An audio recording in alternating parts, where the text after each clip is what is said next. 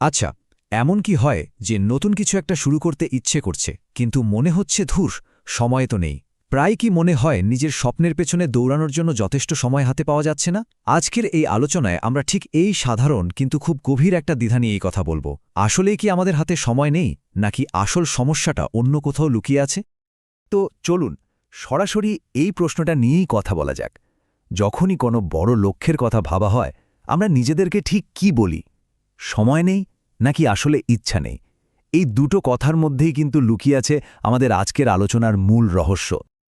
আচ্ছা, যখন আমরা অন্য কারুর সফল হওয়ার গল্প শুনি তখন আমাদের মাথায় প্রথম কি আসে? বেশিরভাগ সময় কিন্তু আমরা নিজেদেরকে কিছু কমন অজুহাত দিয়ে সান্ত্বনা দিই। চলুন তো সেই অজুহাতগুলো একবার দেখে নিই। মানে কারোর বিশাল কোনো অ্যাচিভমেন্টের কথা শুনলেই আমাদের মনের ভেতর থেকে এই কথাটা বেরিয়ে আসে, তাই না? মনে হয়, আরে ওই লোকটা নিশ্চয়ই স্পেশাল কেউ, আমাদের মতো সাধারণ মানুষের পক্ষে ওসব করা সম্ভব না। এটা কিন্তু খুব পরিচিত একটা অনুভূতি, যেটা আমরা প্রায় সবাই ফেস করি। আর দেখুন, এই ভাবনাটাকে সত্যি প্রমাণ করার জন্য আমরা কি দারুণ সব যুক্তিও খুঁজে বের করি। যেমন, ওদের হয়তো জন্ম থেকেই বিশেষ কোনো প্রতিভা ছিল, কিংবা হয়তো বাবার অনেক টাকা ছিল, অথবা ওদের পেছনে কোনো বড়সড় গডফাদার ছিল যে সাপোর্ট দিয়েছে। এই অজুহাতগুলো দিয়ে আমরা আসলে খুব সহজে নিজেদের দায়িত্বটা এড়িয়ে যাই। কিন্তু আসল সত্যিটা কি? এই স্লাইডে দেখুন, প্রচলিত ধারণা আর বাস্তবতার মধ্যে পার্থক্যটা কত পরিষ্কার। আমরা বেশিরভাগ সময় কি ভাবি? যে সাকসেস মানেই হয় লাক, নয়তো টাকা বা জন্ম থেকে পাওয়া ট্যালেন্ট। কিন্তু আসল সত্যিটা হলো, এটা একটা মস্ত বড় ভুল ধারণা। বেশিরভাগ সফলতার পেছনেই রয়েছে অমানসিক পরিশ্রম আর সময়ের একদম সঠিক ব্যবহার। আচ্ছা, মানলাম, কিন্তু তাহলে তো প্রশ্নটা আবার সেই আগের জায়গাতেই ফিরে আসে, তাই না? খাটতে তো সবাই রাজি, কিন্তু সময়টা কই? আমাদের প্রতিদিনের যে রুটিন, সেটা কি আমাদের অন্য কিছু করার কোনো সুযোগ দেয়? এই যে রুটিনটা, এটা তো আমাদের সবার জীবনেরই গল্প, তাই না? সকালে ঘুম থেকে উঠেই দৌড় শুরু, তারপর অফিসে হাড় ভাঙা খাটুনি, এরপর যন্ত্রণার জ্যাম পেরিয়ে ক্লান্ত বিধ্বস্ত হয়ে বাসায় ফেরা। দিনটা যেন শুরু হওয়ার আগেই শেষ, শরীরে আর কোনো এনার্জি বাটি থাকে না।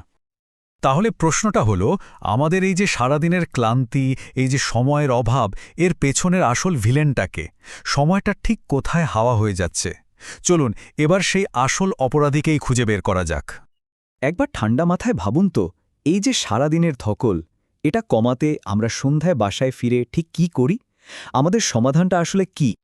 আর ঠিক এইখানেই কিন্তু আসল খেলাটা ধরা পড়ে যায়।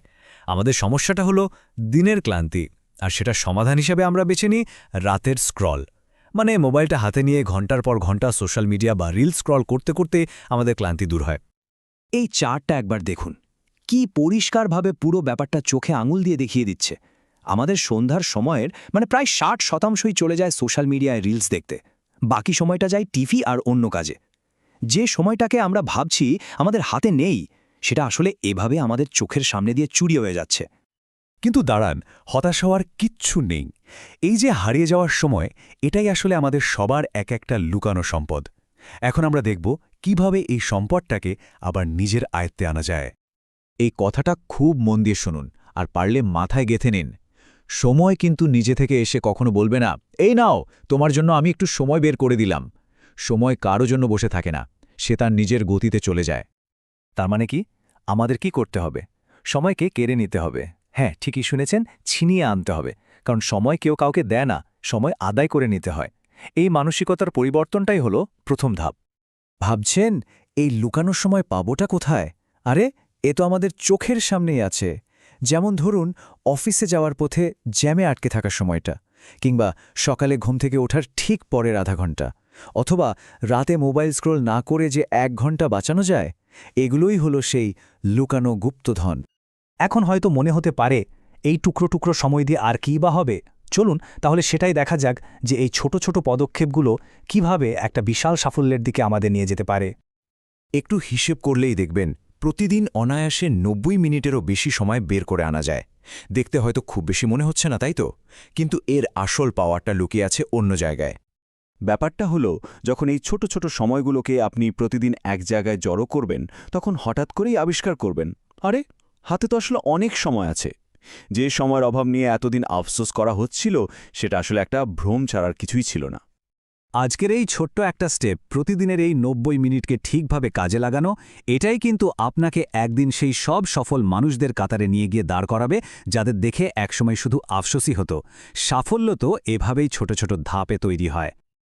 তাহলে পুরো আলোচনার শেষে আমরা কোন সিদ্ধান্তে আসলাম? একটাই সত্যি কথা, সময় নেই।